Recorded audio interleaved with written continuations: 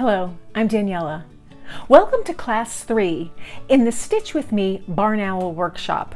So by this class, we've already stitched down our face and we've started to add details. Today we're going to outline the face further, add more color to the feathers and the body. This is kind of a long video, so stick with me here. There's lots of repetitive work, but this is where your owl starts to really come to life. Now, if you're new to this series, I'll link the 2 previous videos below, and as well as the link to my website where you can download the template. So let's get right into it.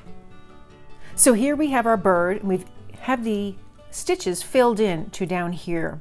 The next thing we want to do is fill in the stitches all the way down the body, and I'm just going to use that light beige color. So we're just going to fill in across the body with all the stitches going down. We want them to be like feathers, so all the stitches are going to be going down in the direction that they would take. Now, some of the feathers on the side can go towards the side, but for the most part they're all going to stitch downward. And again, we're not trying to make it evenly spaced. Some will be a little closer together than others, but we want all those stitches to go downward and be little short stitches. You can start to elongate them the lower you get. I'm going to start up here on the left-hand side, and I'll just continue all the way around. I like to do sections at a time. You might like to do somewhat of a row. I like to just do a little patch at a time. And so I'm trying to cover 75 to 80% of my quilt fabric here with stitches going down. And so I'll just continue this all the way around. This is a good project when you have a lot of time and you just need to fill up this area with stitches. And it's just a simple little straight stitch. The density that you make of the stitches really varies by what you want and how much effort you want to put in. But the nice dense stitches really are very effective, particularly with this light color, because it gives just a hint of shadow and depth. So I'll continue stitching all the way around, filling up this area, and then we'll take a look at our work.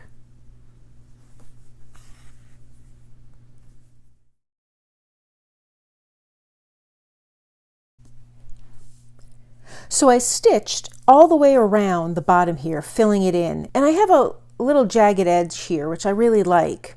So now, since we're continuing to work from the outside in, I want to add some depth to these feathers, or to the stitching.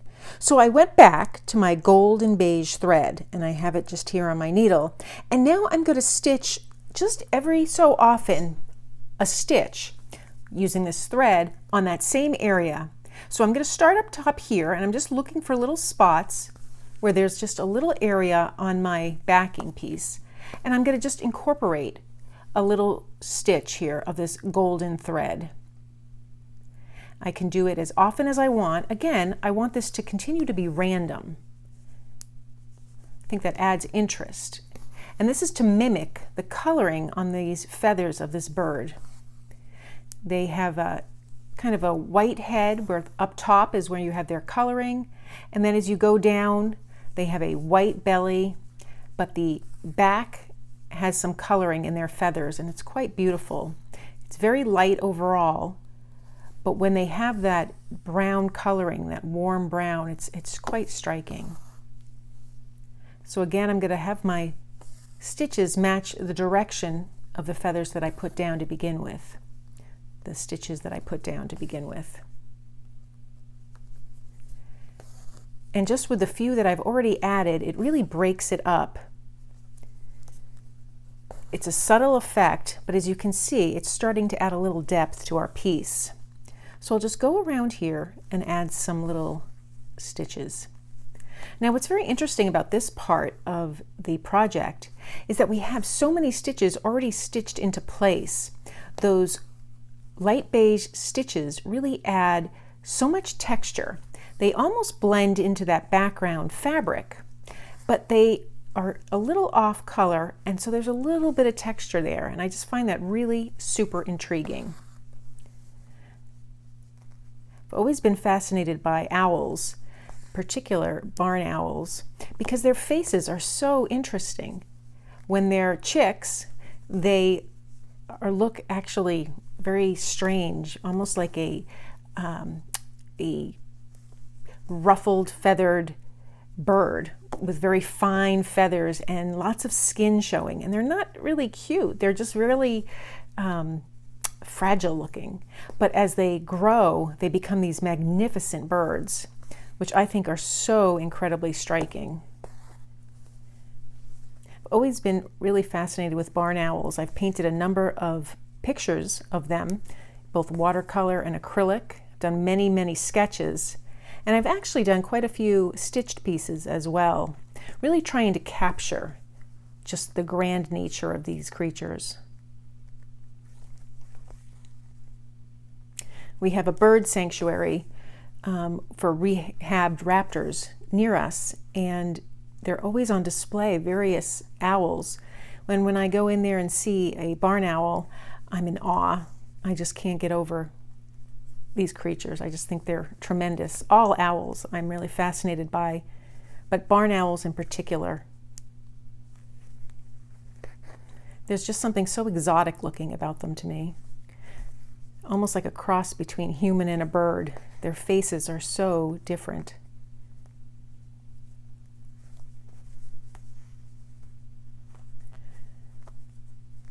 So I make as many stitches as I want, adding a little bit of this coloring throughout. I can see up here I'm short of a little bit of pigment, so I'll just add some of that.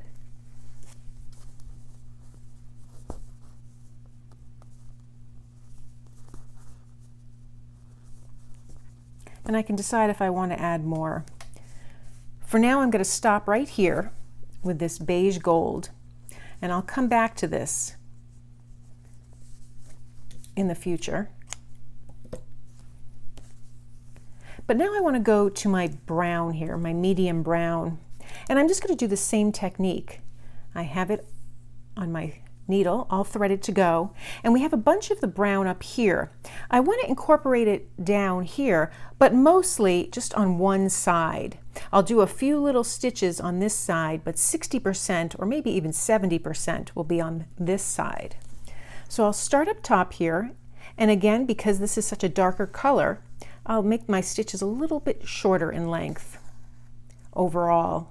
I still definitely need them to follow the direction of the stitches that we've already put down. But I just want to be really careful about adding in some interest here, so my piece isn't just these barely noticeable feathers, these textures. I want this color here. And again, I'm just using a lot of thread and making my stitches to really show up.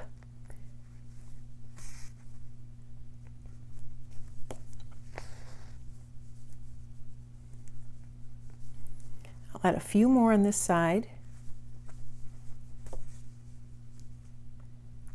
And again, I'm looking for areas that I don't have a stitch yet on this background fabric.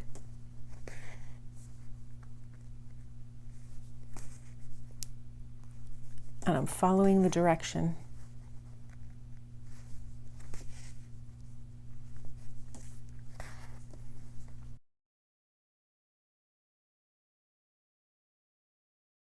Now, even though I don't have that many medium brown stitches done, you can see that it's really starting to stand out. The color is so much darker and there's so much more contrast, and it's intriguing. So now I'll just slowly taper off how many brown stitches I add. I'm a little heavy over here, and I just want a few on this side just to balance out the ones I've already put down.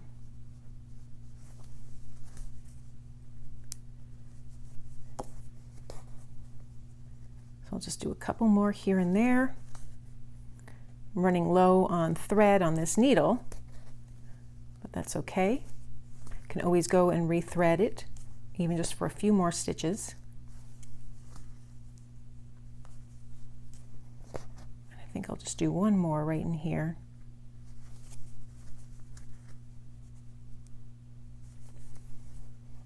So I'll knot this off.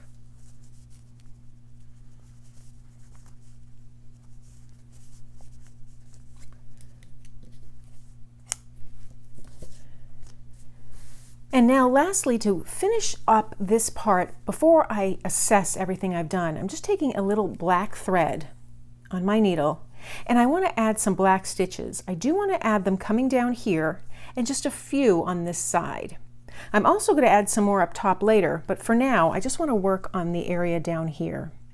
So again, if I added 20 of the medium brown stitches, this time I only want to add maybe a dozen of these black stitches, and they can go up against the brown stitch, or they can be on their own.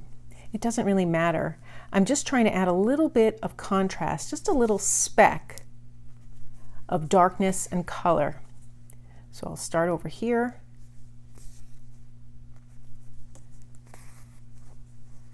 And I'll gradually work out. Now I'm purposely leaving a little distance from this mask, just a slight quarter of an inch or maybe even less.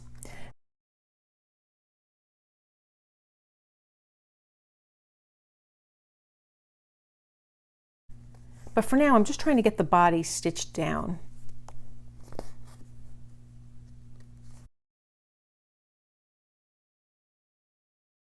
So I'm very sparingly using this black thread.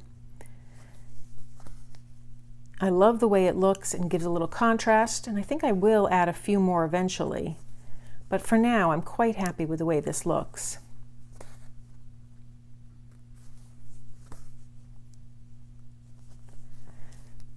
So I'm going to knot this off.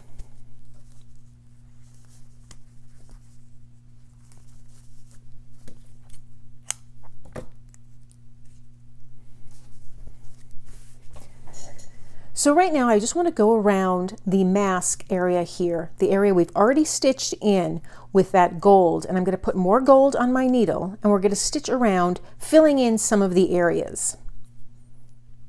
So now I have my needle all threaded. I'm going to start down at the bottom, and I'll flip my piece over. I'm going to come in here on the background fabric, come up, and just make another stitch. And I'll just do this all the way around. I might have to re-thread my needle, but I'm trying to emphasize that transition from the mask and the fabric that makes that mask and that border. And that's how it is on the real barn owls as well. There's that area that really marks the face. So I'll skip a few places. Again, I don't need it to be fully covered with stitches, but I do want it to be a little heavier than I have it. So I'll go around. Some areas will be thicker than others.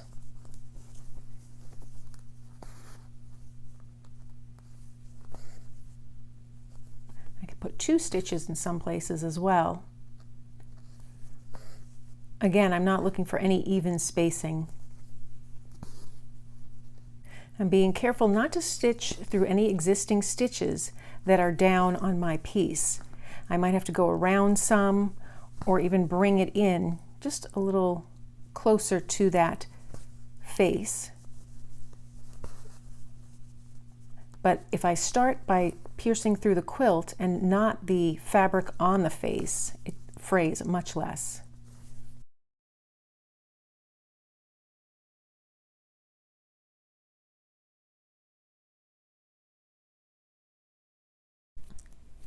So I'll go around filling in all the spots with this golden beige thread. It's going to take me quite a while, maybe 20 to 30 minutes, and then I'll show you where I'm at.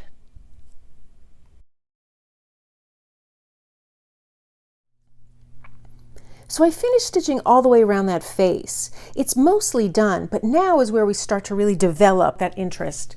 So I'm going to take my medium brown thread, and I'm going to start right here at the bottom here again around 6 o'clock, and I'm looking for an open space. And I'm just going to stitch a single stitch of that brown, and then I'll skip a spot, a good portion, and again, just very randomly, I'm going to stitch another stitch, mimicking those stitches that we did at first, that same angle. And some areas I can put 2 stitches side by side, and others I'll skip the stitch altogether. I don't want it to look perfectly spaced, evenly spaced. And we're going to come back and do this with the brown, but we're also going to add a little bit of black. So if there's some areas that have an opening, that's okay. They can stay with their opening. I just want to go around and incorporate these brown stitches. And this starts to add some definition and something very unique to this piece. Now, if you really wanted to do something completely unique, you can throw in a totally different color that would be very unexpected for your stitch. Maybe an electric blue or a yellow, anything like that. It would add an element of whimsy to your piece. So you have to decide all the variations that you could possibly make. You choose the colors and you make this happen. I chose colors that were very natural, somewhat reminiscent of a barn owl, but there's no saying that you have to do that.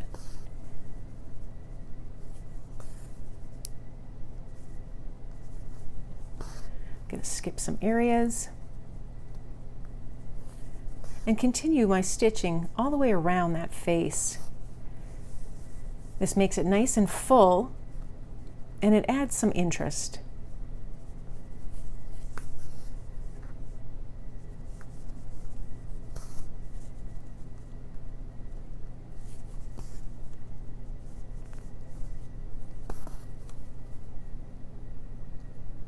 So I look for the bare areas, I see if there's ample space between previous stitches, and then I just fill it in.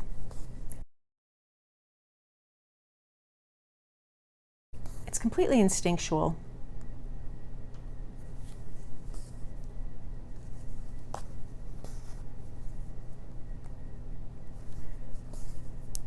Now I'm coming full circle. So I'll just add a little stitch here.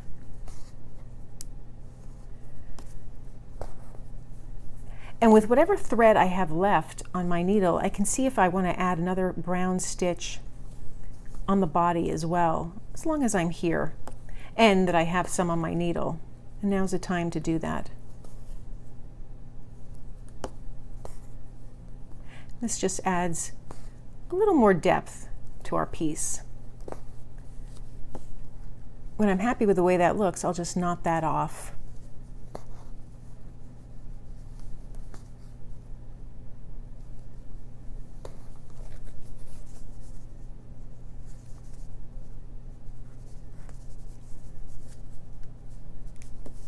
And now I'll do the same thing with the black thread. I want even less black than I have of the brown here. So I'll just add a few, maybe half as many as I have of the brown stitches. So I'll add the black stitch, and then I'll move around my piece here. And again, I'm going to try and make the black stitches just a little bit smaller.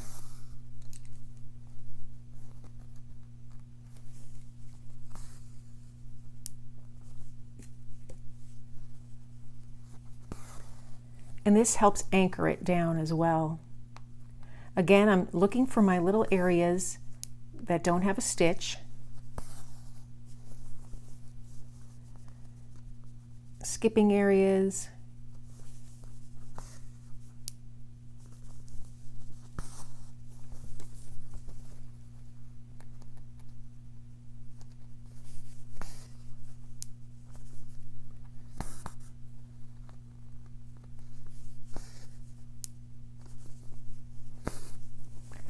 And just following that entire face.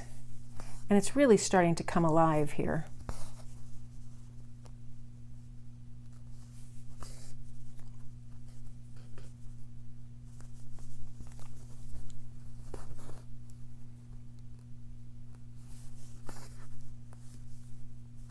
I'll do my last few stitches, and then just like I did with the brown, if I have any leftover thread on my needle, I'll look to see if there's anywhere I want to use that thread.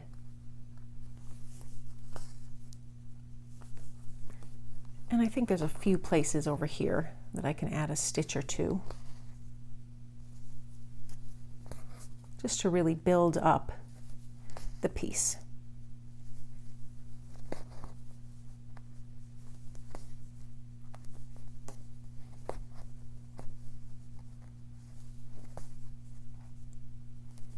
And then I'll knot it off.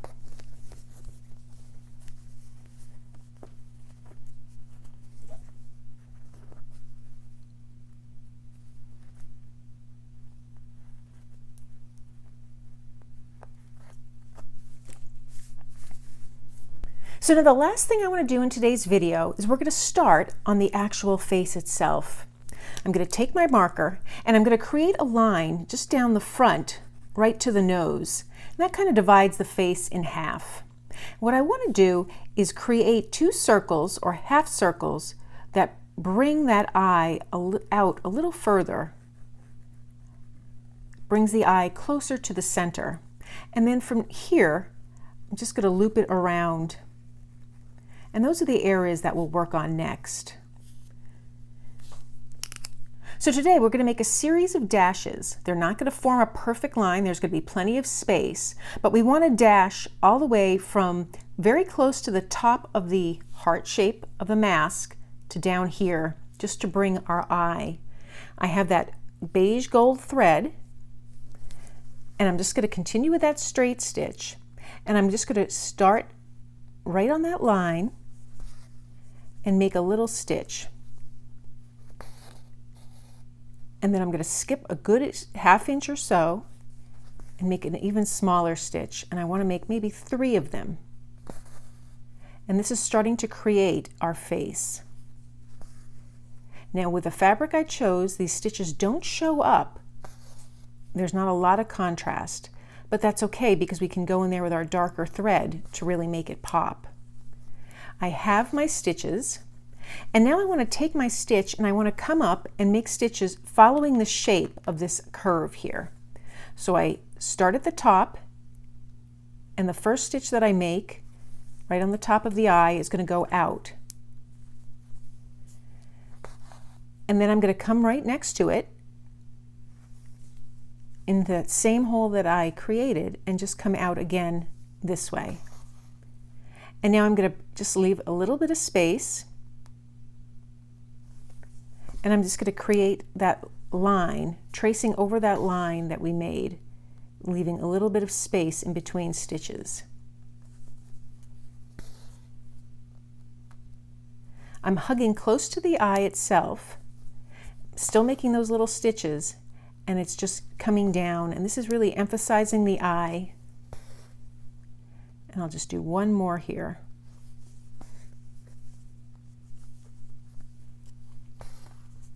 And so now I want to match it on the other side. So I'm just going to go equally apart, and I'm going to stitch those lines leading right up to that eye, leaving a little space in between stitches. And again, it's still just the straight stitch, and I'm going very close to the eye.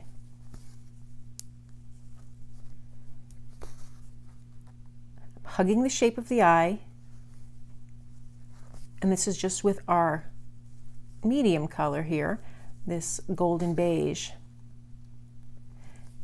And now I want to come out around the eye, and then I just want to connect where this last stitch comes to the previous stitch.